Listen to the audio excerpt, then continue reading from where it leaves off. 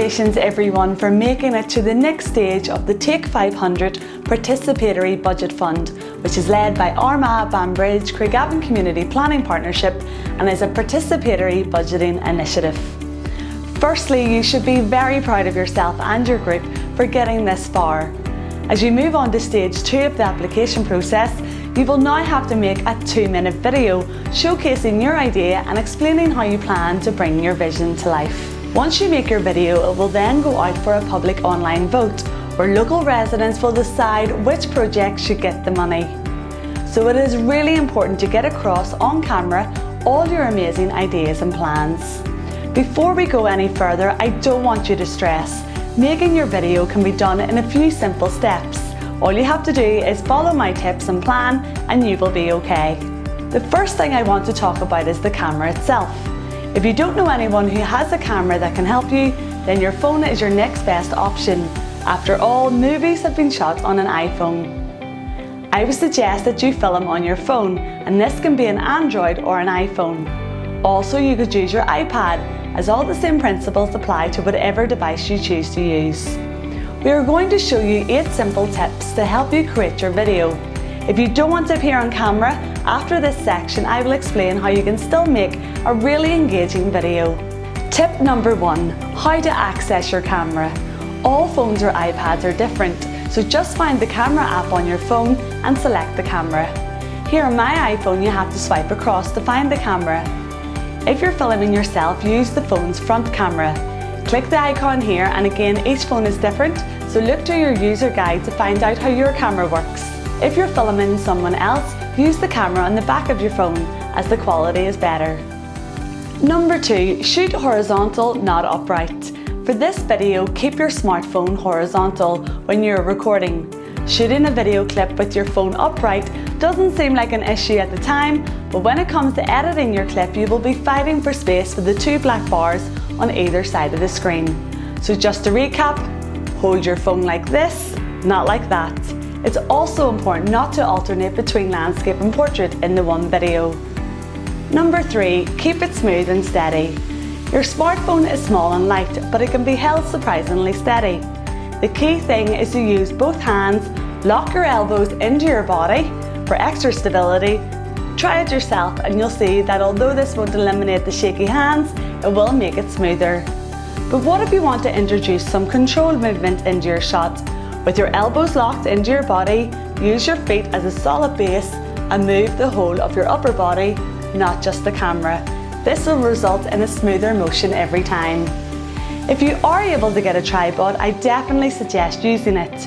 You can buy smartphone tripods very cheaply online or in pawn shops. It just helps you steady your shot and enables you to film yourself freely. But again, don't stress, you can build a tripod using a table and some books. Number 4. Looking down the lens.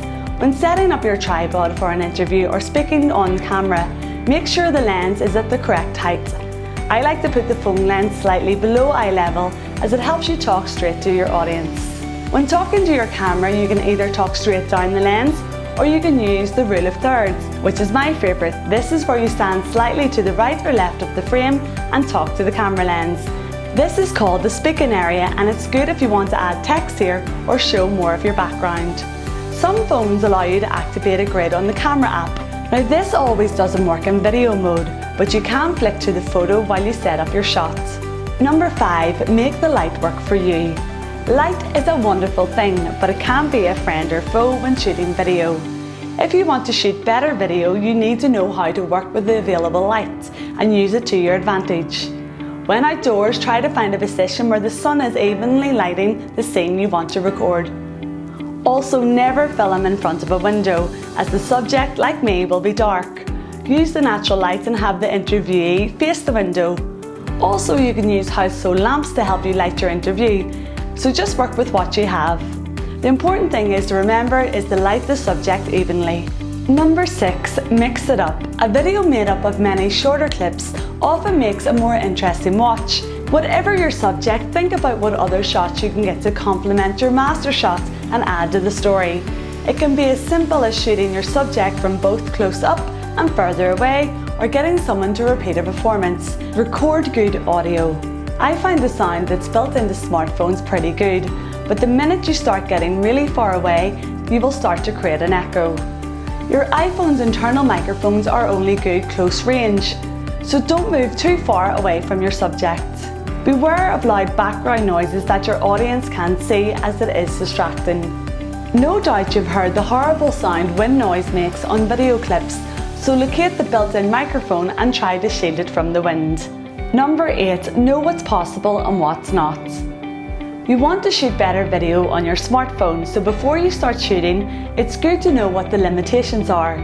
Check the amount of available memory and battery life, as you just can't slot a couple of spare batteries into your phone, and you don't want to waste valuable shooting time scrolling through your photos and videos deciding what to delete to free up space.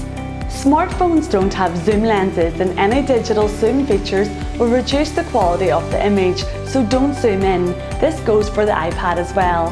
Aim to find a position where you're close enough for the subject and move your body to get the shot you desire. Now that you know how to film, let's talk about planning and presenting your video content. And by that I mean what you're actually going to put into your video. I want you to think about your videos like a story. It has to have a start, middle and an end. And in video terms, that means an intro, middle and a really strong outro. We want you to use your own artistic flair, but keep in mind the key points that you need to include. For example, you'll need to tell us the name of your group, what are you going to do, how will the money help your project, and lastly, how will it benefit your community. I want you to sell your idea to the audience, because remember, it is your audience who will be choosing the winner. 2 minutes is not a long time, so make a storyboard and plan what and who is going to say the various points. Choose your locations and think about how you can best get your idea across. Take lots of different shots and make sure your video is colourful and entertaining. We want you to grab the audience's attention. Next, let's talk about presenting. This can be scary for some people, but we find when you are talking about something you're passionate about, you will shine on camera. Here I will share a few presenting tips. Tip number 1, be yourself on camera. If you've written a script, just read it a few times and put it away. We want your personality to come through. Tip number 2, look down the camera lens. This makes it more engaging and helps you connect with your audience. For example, if I look here, it just looks silly. So find the camera lens and look at it. Tip 3, talk to the camera like it's a person. Pretend that you are telling your best friend about your idea. This will help you relax and be more confident. Tip number 4, smile and count to 3 in your head before talking, and again count to 3 once you've finished. Tip 5, stand firmly with your legs on the ground. This will stop you fidgeting. The last tip is to use your voice. Speak clearly and energetically. You don't want to lose your audience's attention by speaking too low, for example. What if you don't want to appear on camera? Well, that's totally fine. What you can do is record a voiceover. This can also be recorded using your phone using voice memos or the camera function. You're then able to send an audio file to your desktop, or it will be saved on your phone. You can then cover your voiceover with photographs in the editing apps that I will show you shortly, or you can use PowerPoint or Slido. The aim of the video, whether you appear on screen or not, is to showcase your idea, and as long as you do that, it will be great. We would like you to end with a call to action, and all that means is to explain that you want your family and friends and community to vote for your video. So be as lively as you can and try to get your local community behind your idea. Now that you've recorded all your amazing footage, it is time to edit. I suggest you use any of these apps. iMovie on an iPad or iPhone, InShot on both iPhone or Android, Maestro, Wondershare or Filmora Go. These are free apps and easy to download. The best way to learn how to use these apps is to play around with them first and just see what they can do. Here's a quick example of how you can put a few clips together on iMovie and an InShot. Find the iMovie app on your phone, hit the plus sign and select Movie. Add your video clips and hit Create Movie. They will appear on your timeline and you can get to work. You can add a title like this. You can also trim your clips using the yellow bars. You can add photos if you don't want to use video. Hit the plus sign and they will appear on your timeline. You can also add a voiceover.